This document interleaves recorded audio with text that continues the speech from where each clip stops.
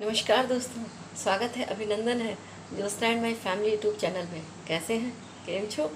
मज़ा में मस्त रहिए, खुश रहिए, बिंदास रहिए और नवरात्रि की हार्दिक शुभकामनाएं आप सभी को। और रोज़ मेरे नए नए वीडियोस देखिए। आज हम फिर आपको एक अच्छी सी कहानी सुनाने जा रहे हैं। कहानी बहुत अच्छी है मगर सच्ची है। कहानी है मैनपुरी शहर की। एक यादव साहब थे, पेशे से वकील थे। अब देखिए, हम नाम नहीं लेंगे क्योंकि मैनपुरी इटावा उधर उधर ही सब लगता है। यादव सरकार ज़्यादा है ना। खैर, सपा की सरकार थी और वो खुद भी एक दो बार इलेक्शन लड़े थे। एक बार जीत गए, एक बार हार गए, लेकिन वो अक्सर वो जैसे राजनीति में ज़्यादातर उनका ध्यान था। पेशे से तो वकील थे। खैर, उनकी पत्नी भी उस ज़माने की बहुत पुरानी घटना है, पढ़ी लिखी थी, संस्कारी थी, पूजा पाठ करती थी, रंग से काफ़ी दबी थी। तो और चूँकि ये यादव साहब थे, वकील साहब, पेशे से वकील थे, तो इनको लोग वकील साहब कहते थे। तो ये जो थे, थोड़ा रंग साफ था, अच्छी थी, हेलन हार्टी थी, लंबी चौड़ी पर्सनालिटी थी। खैर, इनके 3 बच्चे हुए, 2 बेटा और 1 बेटी। तीनों बच्चे अपना पढ़ने लिखने में सब कुछ सही रहे, क्योंकि वो भी पूजा पाठ करती थी, सब कुछ सही चल रहा था, एक नॉर्मल चल रहा था। और आधा 1 किलोमीटर की दूरी पे सपा का कार्यालय था, जिसमें जो सपा की सरकार थी, तो उसके वो वहाँ पे अध्यक्ष थे, जो भी हो फिलहाल, मतलब राजनीति में भी बहुत भाग लेते थे और पेशे से भी अपनी वकालत करते थे। खैर, अक्सर अपने कार्यालय भी जाते रहते थे रोज़ सुबह शाम, क्योंकि पास में ही था, आधा 1 किलोमीटर की दूरी पे। सब कुछ चलता रहा, बच्चे भी पढ़ने लिखे, बच्चों को भी अच्छी शिक्षा दी, लड़की भी पढ़ लिख गए। चूँकि वकील साहब जो थे, अपने बच्चों से प्यार भी बहुत करते थे, तो खासकर लड़की से, और होता भी है, माँ अपने बेटों से ज़्यादा प्यार करती है और पिता अपनी बेटी से। जब लड़की उनकी बड़ी हुई, वही बीए एमए में पहुंची, तो उनकी एक हसरत थी, उनकी एक अरमान थी कि चूँकि मैं विधायक हूँ, चूँकि मैं सत्ता में आ चुका हूँ, सपा की मेरी सरकार चल रही है, मेरा ही सब फेवर में है, तो मैं अपनी लड़की की शादी बहुत अच्छे, बहुत ही ऊंचे खानदान में करूँगा। खैर, वो अपनी लड़की की शादी ढूंढ भी रहे थे और भगवान की कृपा से तय भी हो गई। इधर जो इनकी पत्नी थी, ये जो शांति कुंज हरिद्वार में कई बार जाने लगी। वहाँ जब जाने लगी तो गायत्री माँ का जो होता है, शांति कुंज में परिवार होता है, उसको उन्होंने ज्वाइन कर लिया। तो उसकी कृपा से, खैर, अच्छा वकील साहब थे, चूँकि राजनीति में भी थे, विधायक भी थे, तो क्या था, अक्सर उनकी जैसे मीट मुर्गा मांस मछली उनके घर में अक्सर आती थी। ये चीज़ उनकी पत्नी को बिल्कुल अच्छी नहीं लगती थी कि हम पूजा पाठ करते हैं और मेरे ही घर में बताओ इतनी सारी ये ऐसी, कभी मांस आता है, कभी मदिरा आती। मदिरा तो रोज़ ही आती थी, लेकिन मांस भी कभी कभी आता था, आता जरूर था। तो ये बात उनको अच्छी नहीं लगती थी। वो यही कहती थी कि हे भगवान, किसी भी तरीके से छूट जाए। फिर जब उनको ये शांति कुंज हरिद्वार में उन्होंने जब ये गायत्री माँ का परिवार ज्वाइन किया, तो इसमें सभी लोग जाने लगे और गायत्री माँ की कृपा से उनके पति ने मांस मीट मुर्गा खाना छोड़ दिया। खैर, शराब पीते थे, तो शराब के लिए उन्होंने कभी मना भी नहीं किया। उन्होंने कहा ठीक है, आप पीते हैं तो अपने बाहर पी लीजिए अपने कार्यालय में, लेकिन घर में मत पीजिए। खैर, वकील साहब ने भी उनकी बात मान ली। वकील साहब भी बाहर पी के आते थे, बाहर कुछ भी करते थे, मतलब घर में उन्होंने मांस मीट मुर्गा मछली आना सब कुछ बंद कर दिया। जब घर में नहीं आता था तो जाहिर सी बात है, वकील साहब ने पिए खाना भी छोड़ दिया। जब वकील साहब ने छोड़ दिया तो उनके लड़कों ने भी छोड़ दिया, धीरे धीरे करके आखिरकार छूटता ही चला गया। कुल मिला के बहुत ही अच्छा, एक पढ़ा लिखा संस्कारी परिवार हो गया था। कहते ना, जो सोचो वो होता नहीं, जो होता है वो इंसान सोचता नहीं। खैर, इधर वकील साहब अपनी लड़की की शादी अच्छे से ढूंढ रहे थे और भगवान की कृपा से एक अच्छा सा लड़का उनको मिल गया था। एक विधायक का ही लड़का था। सब कुछ तय इन्होंने कर लिया, मतलब केवल अभी कोई रस्म नहीं हुई थी, कोई शादी की कोई रीति रिवाज नहीं हुई थी, लेकिन उन्होंने शादी तय कर दी थी। इधर जो इनकी पत्नी थी, इन्होंने जो गायत्री माँ का परिवार ज्वाइन किया, अक्सर हरिद्वार जाती थी, अक्सर ये शांति कुंज जाती थी, अपने पति के साथ, अपने तीनों बच्चों के साथ में। एक बार ऐसा क्या हुआ, अच्छा, जब जाती थी तो वहाँ, चूँकि ये यादव परिवार थे, 80 लोग थे थोड़ा सा, और इनकी जो लड़की थी, लड़की भी बड़ी हो गई थी, लड़की खूब सुंदर थी, प्यारी सी थी। इनकी लड़की को एक लड़के से प्रेम हो गया, एक लड़का उनको बस में मिला, वो आकर्षित हुई, लड़का भी बहुत आकर्षित हो गया। लड़का ऊंची जाति का था, लड़का खत्री था और ये यादव में थी। खैर, चूँकि लड़के का भी कोई ऐसा वो नहीं था, माँ बाप इतने भाई बहन नहीं थे, लड़का भी अकेला ही था, इस दुनिया में था, प्राइवेट नौकरी करता था। खैर, लड़के का भी जब लड़की से का देखना हुआ और लड़की का भी जब लड़के से देखना हुआ, एक आकर्षण हुआ, आकर्षण का प्रेम में परिवर्तन हो गया, किसी को पता ही नहीं चला।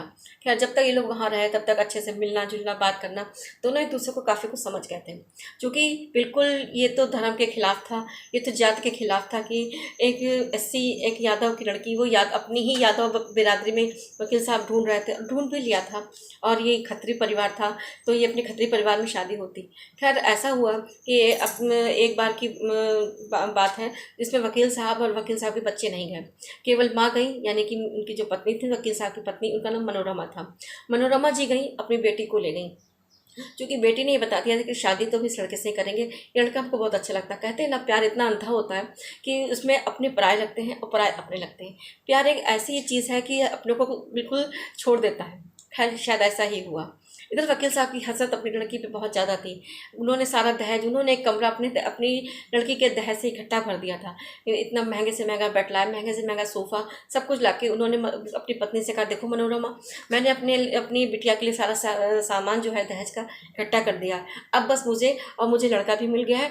अब मुझे अच्छी सी एक जो बोलते हैं वो तारीफ देख के और मेरे लड़के की मंगनी कर देंगे। उसके बाद तुरंत हम शादी कर देंगे। लड़का भी बहुत अच्छा है, पढ़ा लिखा है, संस्कारी है, लड़के का अपना बिजनेस है।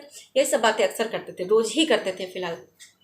लेकिन पता नहीं क्या विधि, कहते हैं ना, जैसा कुछ बनने वाला होता है वैसी विधि लग जाती है, तो इसी को ही विधि का विधान कहते हैं।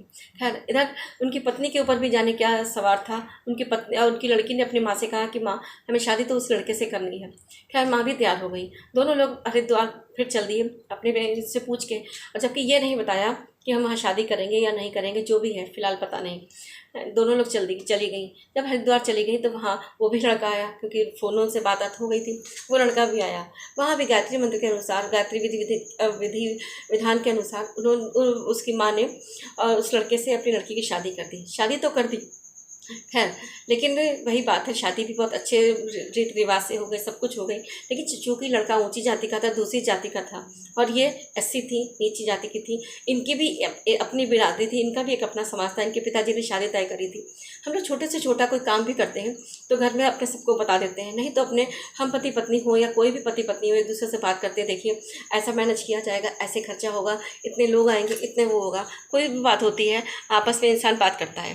खैर, मनोरमा जी को पता नहीं, कहते हैं ना, उनकी बुद्धि, जब इंसान को कुछ बनना बिगड़ना होता है वैसी बुद्धि बन जाती है। मनोरमा जी की भी बुद्धि ऐसी ही कुछ हो गई। उन्होंने अपने पति से कोई भी इस मामले में निर्णय नहीं लिया। उनके पिताजी रोज़ ये बात कहते थे कि देखो, हम अपनी लड़की की शादी करेंगे और ये दे देंगे, हमने इतना सारा, देखो जो गोल्ड का सामान है वो बनवा के रख लिया है, बैंक में इतना पैसा जमा है। रोज़ यही बात करते थे। इधर मनोरमा जी की दिमाग में कुछ और चलता था अपनी लड़की को लेके। आखिरकार वही अपनी लड़की को लेके ले गई और शादी करवा दी। शादी तो हो गई, अब लड़का रहे कहाँ, क्योंकि खुद ये राजनीति में थे, सपा की सरकार चल रही थी, गुंडों का थोड़ा राज्य था। वैसे अब राजनीति कोई बोलते नहीं है, मेरा कोई विषय नहीं है, लेकिन हम आपको एक बात बता रहे हैं, ये सच्ची घटना है। तो चूँकि अब शादी तो हो गई, अब रहे कहाँ, गए वहाँ भी शांति कुंज में कितने दिन रहेंगे। आखिरकार लड़का जो था छुपे छुपे इधर उधर रहने लगा। उसने भी वहाँ पे कहीं भी छोटी सी नौकरी ढूंढ ली, थोड़ा बहुत ऐसे करने लगा। लेकिन इधर वकील साहब ने कह दिया, अगर मेरी लड़की के साथ तुम हमको किसी शहर में दिख गए तो तुमको हम जान से मार देंगे, हम गोली से उड़ा देंगे। और जब इधर मनोरमा जी आई तो मनोरमा जी पे भी बहुत, वकील साहब बहुत गुस्सा है कि आखिरकार तुमने मनोरमा ये क्या किया। मेरी ज़िंदगी के साथ खिलवाड़ करना तुम्हें कोई शोभा नहीं देता, ना तुम्हें कोई हक था। हम पति पत्नी थे, अपने बच्चों के लिए सोचते हैं, और जाहिर सी बात है, सोचना भी चाहिए। सोचते हैं हर इंसान, हर माँ बाप सोचते हैं कि हमें अपने बच्चों के लिए ये करना है, वो करना। ना अकेले माँ सोच लेती है, ना अकेले पिताजी सोच लेते हैं। सोचते भी हैं, या कोई बड़े फैसले होते हैं या कोई छोटे फैसले होते हैं तो दोनों मिलकर लेते हैं कि कहाँ पे कितना पैसा खर्च होना है, कहाँ पे कैसे बच्चे को पढ़ाना है, लिखाना है, बच्चे की शादी करना। फिर इतना जीवन का इतना बड़ा फैसला जो मनोरमा जी ने अकेले ले लिया और अकेले जाके अपनी लड़की की शादी करा दी। उसमें ना, हालांकि लड़कों को पता था कि शादी होगी, लेकिन लड़कों को ये नहीं पता था कि माँ जाके एकदम से शादी कर देगी। पिताजी को तो खैर पता भी नहीं था, और वो भी जात के खिलाफ कर दी। तो सोचिए उनके ऊपर क्या गुजरी। खैर, वकील साहब को ये बहुत बुरा लगा, बहुत ज़्यादा आघात हुआ। वकील साहब जो थे, चूँकि रोए तो अपनी माँ के सामने ऐसा फूट फूट के रोए कि माँ देखो, इस औरत को सामने से हटा ले जाओ, हम कभी इस औरत की शक्ल नहीं देखना चाहते। अपनी पत्नी से के लिए कहा, माँ, इसने मेरे जीवन के साथ खिलवाड़ कर दिया। हमने जिस लड़की को अपना इतना प्यार किया, इतना मान सम्मान दिया, इतना उसको अपने कलेजे का टुकड़ा समझा, अपने कलेजे से लगाया, उस लड़की ने आज हमारी इज्जत का फालूदा बना दिया। अब जिसने हमारी इज्जत सरेआम नीलाम कर दी, हमारे ना समाज में इज्जत रह गई। माँ, मैं एक वकील हूँ, मैं एक विधायक हूँ, तुम्हारे संस्कारों ने हमें सब कुछ बना दिया, और माँ, इसने देखो, इस औरत ने हमारी इज्जत जो थी बिल्कुल दांव पे लगा दी। इस औरत ने अपनी लड़की का विवाह एक उच्च जाति के लड़के से कर दिया, और ऐसे कर दिया, इसने हमको बताया भी नहीं। क्या मेरी कोई लड़की नहीं थी? क्या मेरा कोई हक नहीं था माँ? और अपनी पत्नी से भी कहा कि मनोरमा, तुम मेरे जीवन से हमेशा के लिए तुम निकल गई हो, कभी तुम अपनी शक्ल हमको मत दिखाना। उस दिन से वकील साहब ने भी उस घर में आना छोड़ दिया। वकील साहब घर नहीं आते थे, वकील साहब अपने कार्यालय में रुकते थे। वो कार्यालय में रहना, खाना पीना सब कुछ बाहर से करने लगे। वकील साहब ने अपनी पत्नी से बिल्कुल तल्ला तोड़ दिया। ये बात पत्नी को अच्छी नहीं लगी। जाहिर सी बात है कि इतनी बड़ी बात फैसला उन्होंने अलग अब अकेले ले लिया, तो जाहिर सी बात है पति गुस्सा होगा। कितना भी मनाओ, पति नहीं माना। खैर लड़कों से भी गुस्सा थे, चूँकि अब लड़कों ने तो खैर माफ़ी मांग ली। आखिरकार पिता तो पिता ही था, पिता ने माफ़ कर दिया। लड़कों को पैसा देना, लड़कों से मिलना वकील साहब करने लगे वहीं कार्यालय में। लेकिन पत्नी जाती भी थी तो दूर से देख के और गाड़ी से कहते थे कि उनको भगा दो, उनसे कह दो कि यहाँ पे हम नहीं हैं। खैर समय गुजरता चला गया। इधर लड़की भी किराए पे रहने लगी। फिर जब लड़की उसी शहर में आ गई तो भाइयों ने सपोर्ट करके उसको किराए पे मकान दिलवा दिया, अपने बहनों को छोटी सी नौकरी दिलवा दी। धीरे धीरे करके जब पिताजी चूँकि घर नहीं आते थे तो वक्त बीतता चला गया। वक्त कहते हैं ना कि वक्त ऐसा होता है कि बड़े से बड़े घाव भी भर देता है। खैर धीरे धीरे घाव भरते चले गए और भाइयों ने भी अपनी बहन को आना जाना शुरू कर दिया। बहनों ही नहीं आते थे, लेकिन बहन आने लगी। धीरे धीरे माँ से मिलने लगी, धीरे धीरे भाइयों से मिलने लगी।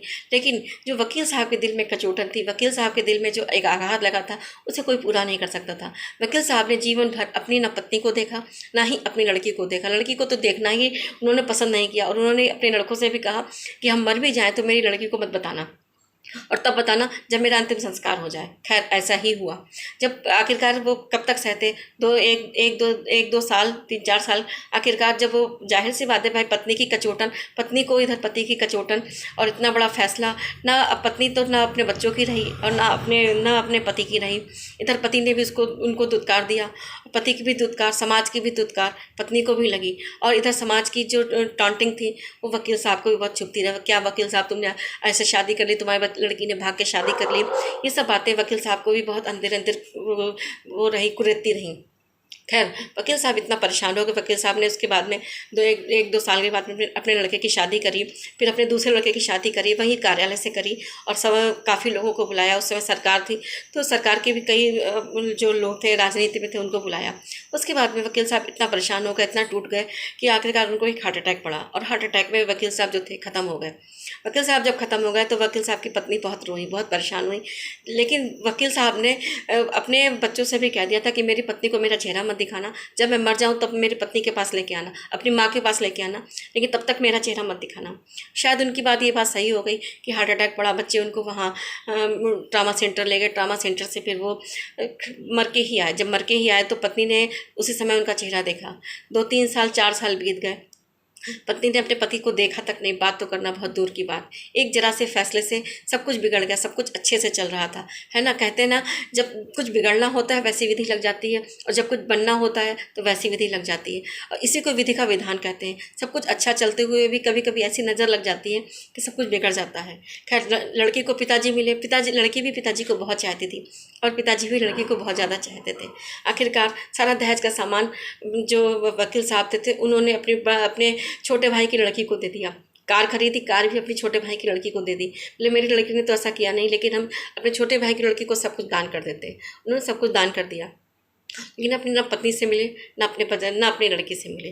तो कभी ऐसा मत करिए। कोई भी फैसला लीजिए जीवन का, बस अपने घर वालों से, नहीं तो अपने घर वाले साथ देते हैं तो कम से कम अपने पति से या अपनी पत्नी से एक बात पूछ के, एक सलाह लेके तो काम करिए, है ना। काम वही अच्छे होते हैं जिसमें सबकी राजी खुशी होती है, जिसमें सब लोग, चाहे वो ससुराल हो चाहे वो मैका, जब सब लोग शामिल होते हैं तभी वो परिवार भी अच्छे लगते हैं, तभी वहाँ संस्कार भी अच्छे लगते हैं, तभी वो लोग भी अच्छे लगते हैं। जितने भी लव मैरिज होती है, जितने भी प्रेम विवाह होते हैं कि किसी ने भाग के शादी कर ली या किसी ने कुछ कर लिया या किसी के खिलाफ हो गई, वो शादियाँ फलती नहीं हैं, क्योंकि वहाँ पे ना माँ बाप की दुआ लगती है और ना ही किसी का कोई सहारा लगता है।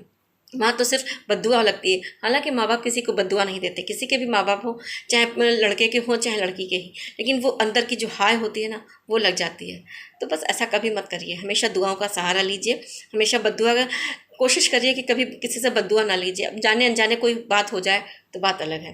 अगर आपको मेरा वीडियो अच्छा लगा हो तो प्लीज़ लाइक शेयर कमेंट जरूर करिए और सब्सक्राइब भाई जरूर कर दीजिएगा। अच्छा, मिलते हैं नए वीडियो के साथ। जय माता दी। खुश रहिए, मस्त रहिए। जय माता दी।